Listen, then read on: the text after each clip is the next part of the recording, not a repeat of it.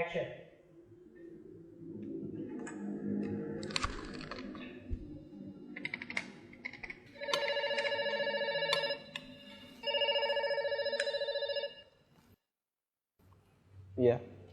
Halo, selamat siang Pak Ami. Selamat siang. Iya Pak Ami. Saya perkenalkan, nama saya Dimas dari Bank KRUT Pak. Ada apa Mas Dimas? Boleh minta waktunya 2 menit sebentar aja Pak. Saya ada kabar gembira buat Pak. 2 menit ya. Tapi nanti kita gantian ya. Oh begitu. Ya Mas Dimas 2 menit, kemudian saya ya. Nggak masalah? Oh ya boleh. Boleh. Boleh. Nah, silakan Mas Dimas duluan. Ya, monggo.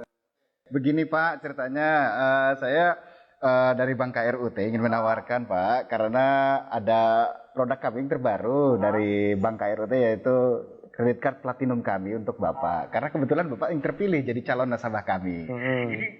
Lumayan besar Pak fasilitasnya, banyak sekali.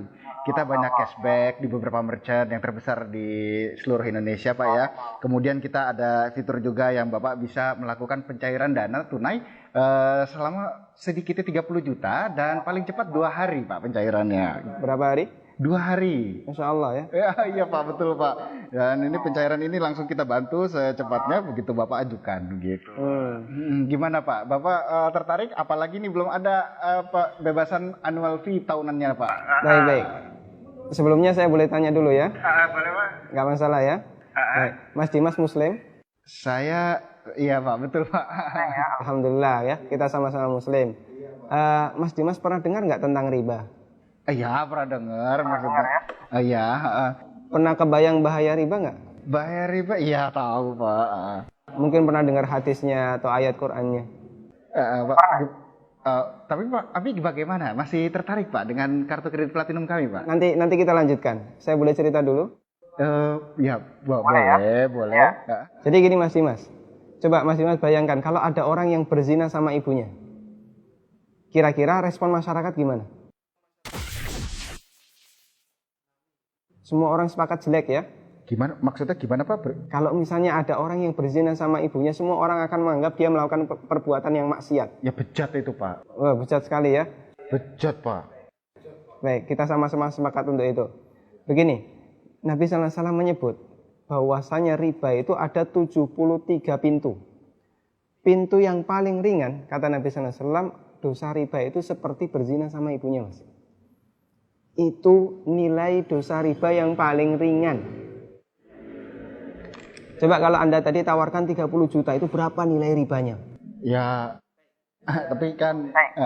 Saya lanjutkan boleh? Ya, kita lanjutkan dulu ya. Saya sebutkan, ini ada beberapa fase kehidupan manusia. Orang yang makan riba semuanya mendapatkan azab dari Allah. Pertama, ketika di dunia, orang yang makan riba itu ditantang perang oleh Allah. Coba Mas bayangkan. Kata Allah Subhanahu wa taala, ya ayyuhalladzina amanu taqullaha wa dharu ma baqiya minar riba. Wahai orang yang beriman, bertakwalah kepada Allah dan tinggalkan semua bentuk riba. Fa in lam taf'alu fa'dzanu biharbi minallahi wa rasulih.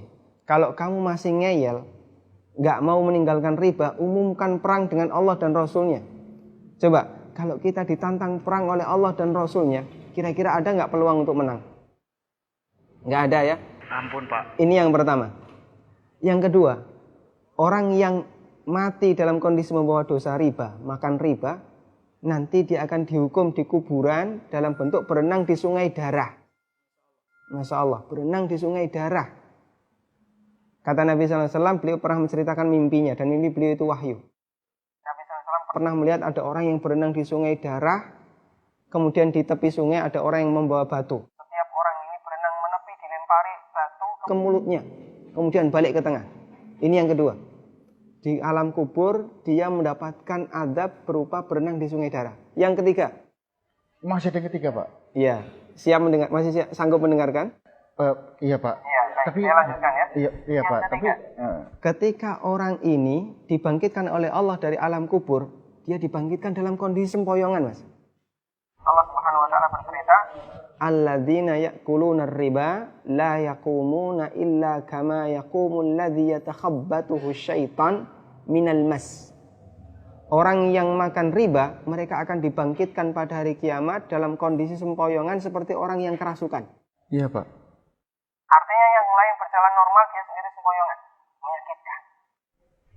Kemudian yang keempat, tadi sebelum hisab ya, ketika dia dibangkitkan sebelum hisab dia sudah disiksa. Yang keempat setelah dihisab, orang yang makan riba itu kan makan harta haram ya. Iya Pak. Makan harta haram, kita sepakat itu. Kalau kemudian daging kita tumbuh dari sesuatu yang haram, berhak nggak dapat surga? Enggak Pak. Layak nggak dapat surga? Enggak Pak. Sementara tempat di akhirat cuma ada dua pilihan. Kalau nggak surga, Neraka Pak. maka kata Nabi SAW, kullu lahmin nabata bin suhtin, setiap daging yang tumbuh dari sesuatu yang haram, kata beliau, annar aulabi. Iya Pak. Neraka lebih layak baginya.